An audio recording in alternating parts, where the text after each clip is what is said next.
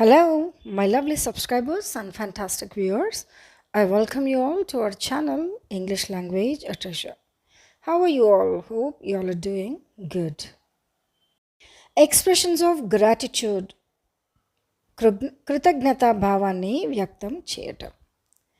So వీటిని ఎప్పుడు చేస్తుంటాము, కృతజ్ఞత ఎప్పుడు తెలుపుతాము అంటే ఎవరైనా మనకు సహాయం చేసినప్పుడు థ్యాంక్స్ అనే ఒక చిన్న పదంతో చెప్పేస్తుంటాం. కానీ థ్యాంక్సే కాకుండా ఇంకా మంచి పద్ధతిలో బెటర్ వే ఆఫ్ ఎక్స్ప్రెసింగ్, ఇంకా కొంచెం మంచి పద్ధతిలో వాళ్ళకు మనము థ్యాంక్స్ చెప్పచ్చు. ఆ పద్ధతి ఏంటి, ఆ ఎక్స్ప్రెషన్స్ ఏంటి, ఏ రకంగా మనము ఉపయోగించవచ్చు, ఎన్ని విధాలుగా ఉపయోగించవచ్చు, ఏ సందర్భాలలో ఉపయోగించవచ్చు అనేది ఈ వీడియోలో చూద్దాం. కొన్నిసార్లు మన ఫ్రెండ్స్, మన తెలిసిన వాళ్ళు, చుట్టాలు, ఫ్యామిలీ వాళ్ళు ఎన్నో రకాలుగా మనకి సహాయం చేస్తూ ఉంటారు. కొన్ని మనకి అనుకోని పరిస్థితుల్లో చేయాల్సి వస్తే చేసేస్తారు, కొన్ని చెప్పకముందే చేసేస్తుంటారు. కొంతమంది మన కష్టాన్ని చూసి సరే నేను చేస్తా అని చేస్తుంటారు. కొన్నిసార్లు నేను చేసేస్తాలే నీకెందుకు అనే ఉద్దేశంతో కూడా చేసేవాళ్ళు ఉంటారు. సో ఈ రకంగా మనకి వాలంటీర్గా కానీ మనం చెప్పినప్పుడు కానీ, లేకపోతే మనం ఏదైతే మైండ్లో అనుకుంటున్నామో దాన్ని వాళ్ళు మనకు తెలియకుండానే ఆ పనిని చేసి పెట్టడం కానీ చూసినప్పుడు మనము ఎంతో కృతజ్ఞతతో వాళ్ళకి థ్యాంక్స్ చెప్తాము. సో ఆ కృతజ్ఞతతో చెప్పే థ్యాంక్స్ కొన్ని డిఫరెంట్ ఎక్స్ప్రెషన్స్లో ఇంగ్లీష్లో చెప్పడం జరుగుతుంది. వాటిని ఈరోజు ఈ లెసన్లో మనము చూడబోతున్నాము. అవి ఏ రకంగా ఉపయోగించాలి అనేది ఇంగ్లీష్లో చూద్దాం. Okay, let's get started. So ఇక్కడ ఒక 4 ఎక్స్ప్రెషన్స్ మనం చూస్తున్నాం కదా. So sweet of him or her or you, దేన్నైనా ఉపయోగించవచ్చు. Second one, so nice of him. Third one, so kind of him or her, anything. So thoughtful of him, ఇది last one.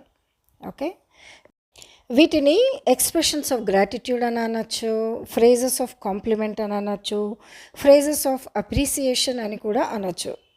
Okay, mostly they will tell us about the gratitude అంటే కృతజ్ఞత, అంటే thankfulness, అంటే వాళ్ళు చేస్తున్న సహాయానికి మనము ఈ రకమైన మంచి ఫ్రేజెస్తో వాళ్ళకి థ్యాంక్స్ చెప్పచ్చు. సింపుల్గా థ్యాంక్ యూ అని చెప్పకుండా ఈ రకమైన ఎక్స్ప్రెషన్స్ ఉపయోగిస్తే that will be very nice and very impressive. Okay, right. అయితే వీటిని కొన్ని సెంటెన్సెస్లో ఏ రకంగా మనం ఉపయోగించవచ్చు అనేది ఎగ్జాంపుల్స్ ద్వారా తెలుసుకుందాం. The first expression is so sweet of you.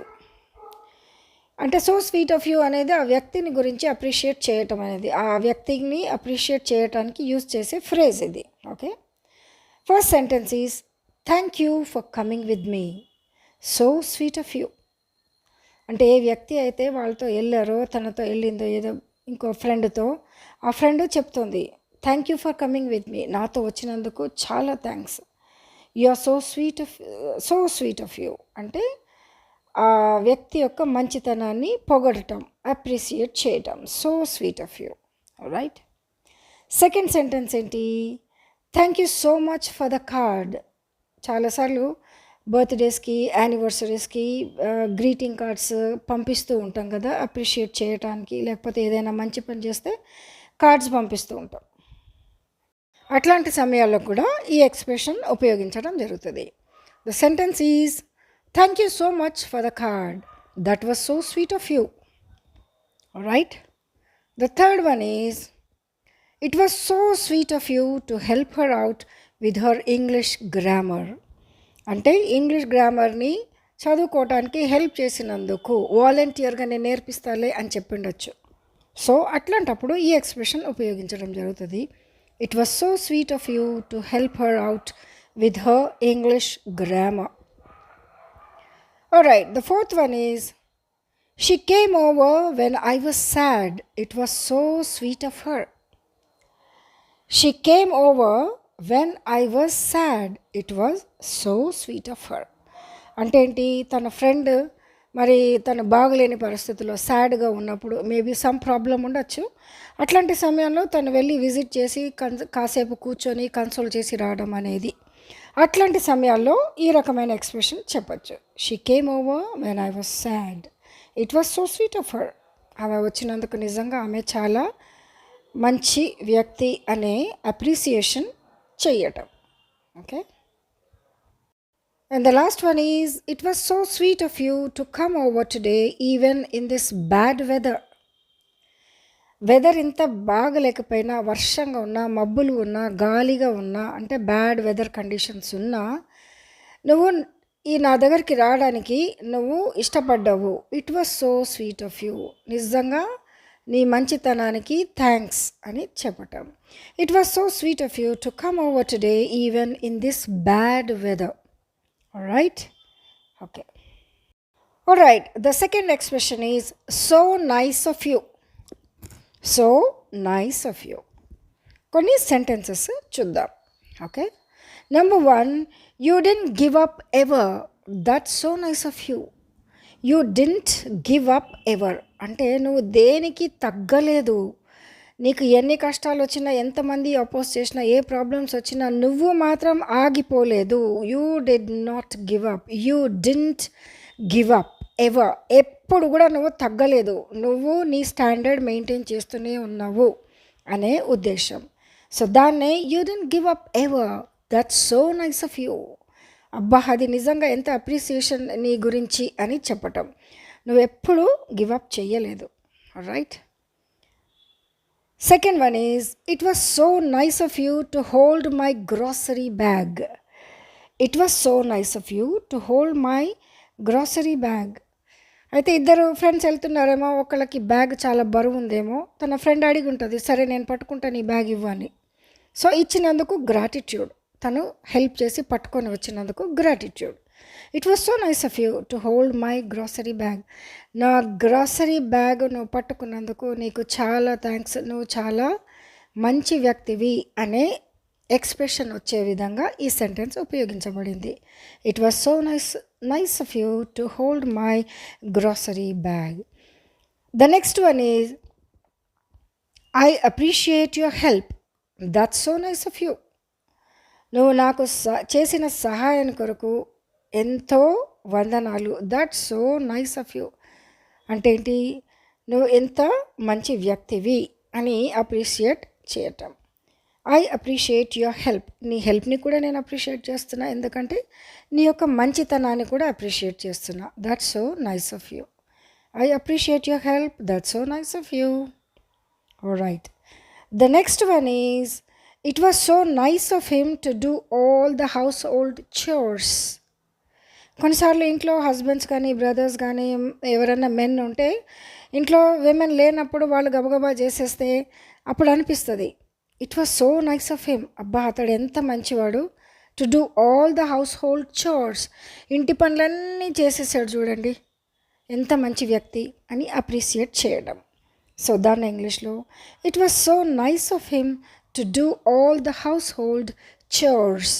Chores అంటే దినచర్యలు, CHORES. ఇంటి పనులు, ప్రతిరోజు చేసుకునే పనులను హౌస్ హోల్డ్ చోర్స్ అని అంటాం. Right. The next one is, it was so nice of you to visit me yesterday. కొన్నిసార్లు సడన్గా ఫ్రెండ్స్ వచ్చి విజిట్ చేసేస్తారు, అప్పుడు వాళ్ళని అప్రిషియేట్ చేస్తాం. It was so nice of you. Why? Because you visited me yesterday. నేను నిన్న ఒంటరిగా ఉన్నా, లేకపోతే బోర్ కొడుతుంది అనుకునే టైంలో నువ్వు వచ్చేసావు. So nice of you. So, sentence goes, it was so nice of you to visit me yesterday. Alright? The third expression is, so kind of you. ఈ కైండ్ అనే వర్డ్ ఎప్పుడు వస్తుంది అంటే, ఎప్పుడైనా దయ, జాలి కలిగిన హృదయంతో ఏదైనా ఒక సహాయం చేసినప్పుడు ఆ వ్యక్తి గురించి ఈ ఫ్రేజ్ ఉపయోగించడం జరుగుతుంది. సో కైండ్ ఆఫ్ యూ అంటే, నేను లేయలేకపోయినా కానీ నువ్వు వచ్చి నాకు ఇవన్నీ చేసావు అంటే, నా చేయలేని స్థితిలో నీ జాలి గల హృదయంతో నాకు ఈ సహాయం చేసావు అనే సందర్భాలలో ఎక్స్ప్రెస్ చేయటం అనేది జరుగుతుంది. Right. The first one is, it is so kind of him to help out with the construction project. అంటే ఏదైనా ఇల్లు కన్స్ట్రక్షన్ జరుగుతుంది, అతను వెళ్ళి చూడలేడు, కానీ ఆ ఫ్రెండ్ వచ్చి ఆయన టేక్ కేర్ చేస్తున్నాడు కన్స్ట్రక్షన్ ప్రాజెక్ట్ అంతా ఎట్లా ఉంది, ఏం జరుగుతుంది అనేది చూడటం. ఎందుకంటే పోనీ పాపం మా ఫ్రెండ్ దూరంలో ఉంటాడు, ప్రతిరోజు రాలేడు, కాబట్టి నేను వెళ్ళి చూస్తా అనే ఒక కైండ్నెస్. ఓకే, సో అట్లాంటప్పుడు ఈ సెంటెన్స్ని, ఈ రకమైన సెంటెన్స్ ఉపయోగిస్తాం. It is so kind of him to help out with the construction project. The second one is, it was so kind of you to bring me soup when I was sick. It was so kind of you to bring me soup when I was sick. అంటే friends కానీ, relatives కానీ, లేకపోతే siblings కానీ, ఏదైనా ఉండొచ్చు, ఎవరైనా ఉండొచ్చు. కానీ నేను సిక్ బెడ్లో ఉన్నప్పుడు, సిక్గా ఉండి చేసుకోలేని సమయంలో నువ్వు నా కోసము సూప్ తీసుకొచ్చావు కదా, that was so nice of you అని అప్రిషియేట్ చేయటము. నువ్వెంత మంచి వ్యక్తివి, దయగలిగిన వ్యక్తివి అని అప్రిషియేట్ చేయటం.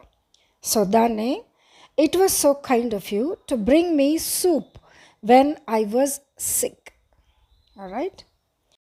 The next one is, it's very kind of you to offer me a job. It is very kind of you to offer me a job. నిజంగా నీకు చాలా కృతజ్ఞత, ఎందుకంటే నాకు ఒక మంచి జాబు నీవు ఆఫర్ చేసినందుకు, అంటే నాకు ఒక మంచి జాబ్ ఇచ్చినందుకు ఐ అప్రిషియేట్ యువర్ కైండ్నెస్, నీ మంచితనాన్ని నేను అప్రిషియేట్ చేస్తున్నా అని చెప్పటం. It is very kind of you to offer me a job. Right.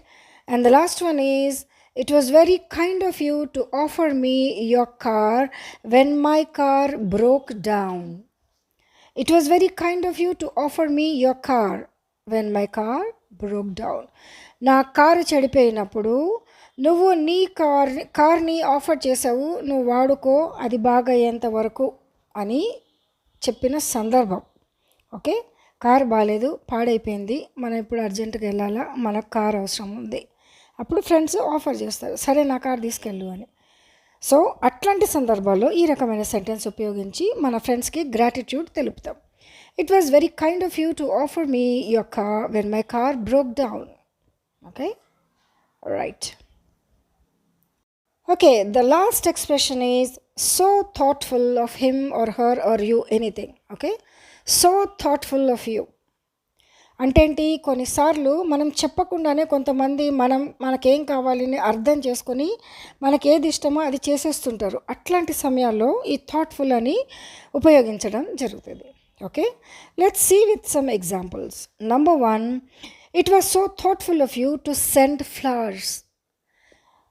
నువ్వు ఫ్లవర్స్ పంపించినందుకు నిజంగా యు ఆర్ సో థాట్ఫుల్, అంటే నీకు ఎంత మంచి ఆలోచన వచ్చింది అని ఆ పర్సన్ని అప్రిషియేట్ చేయడం.